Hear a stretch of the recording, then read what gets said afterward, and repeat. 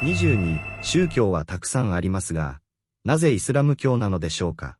答え、イスラム教は宗教の中の宗教ではありません。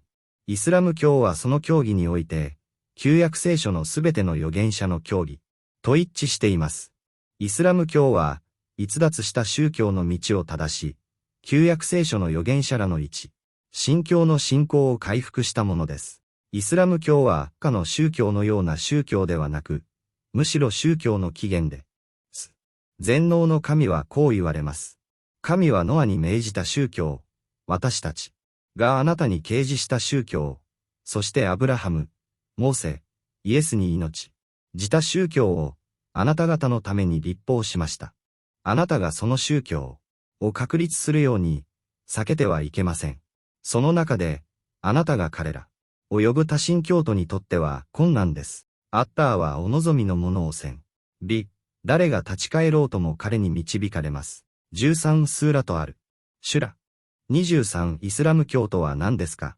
答えは、イスラム教は全能の神への降伏、服従です。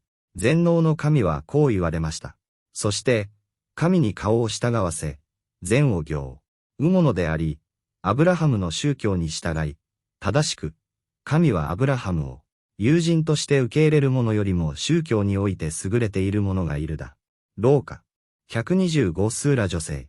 彼が顔を神に明け渡した意味は、つまり、彼は神に身を委ね、神に服従し、意図高き方に栄光あれ、そして私たちの主を性別したこと。であり、これは宗教における最高の人々である。そして全能の神はこう言われた。だから、あなたの神は唯一の神である。あなたは神に服従し、隠れている者たちに良い知らせを得るのだ。34スーラアルハッジ。彼らは神に服従したという意味は、彼らが神の支配に服従したことを意味します。これらの聖句は、イスラームの意味が全能の神への絶対的な服従。神への服従。神に栄光あれ。満足と受け入れをもって神の法と方法に従うことであり、これがイスラームの本質であり真実であることを示しています。イスラム教は、神の裁きと法において神に服従することです。イスラム教は全人類のための神の宗教であり、全能の神は、確かに、神の宗教はイスラム教であると言いました。19スーラアルイ。ムラン。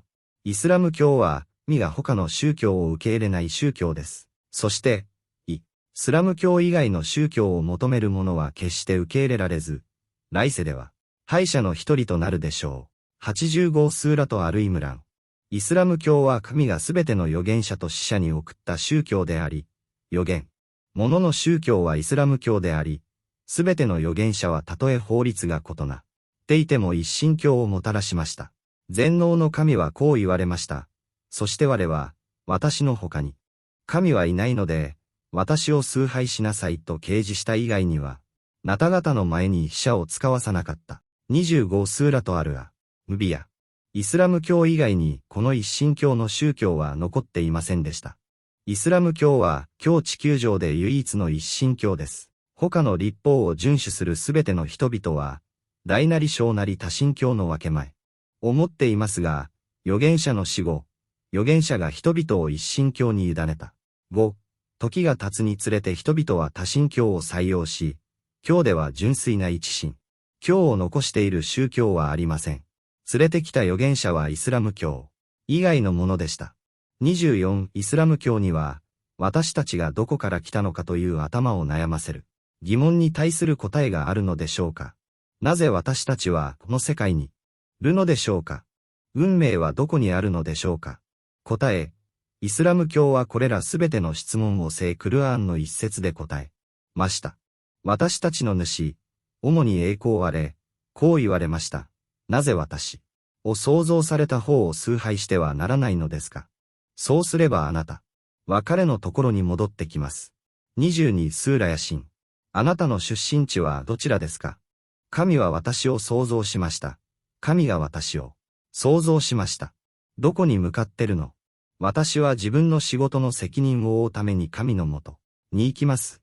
そしてあなたは神のところに戻されます。なぜこの世界に来たのですか。神を礼拝し、試練を受けること。なぜ私は神を崇拝するのでしょうか。私を創造した神を崇拝するのは、私にとって自然なことです。これが召使いとその主との関係の本質だ。からです召使いは主とその創造主を崇拝するのです。そしてなぜ私を創造した神を崇拝すべきではないのですか。ある聖句には、人々を混乱させる3つの最も重要な質問に対する答えがまとめられています。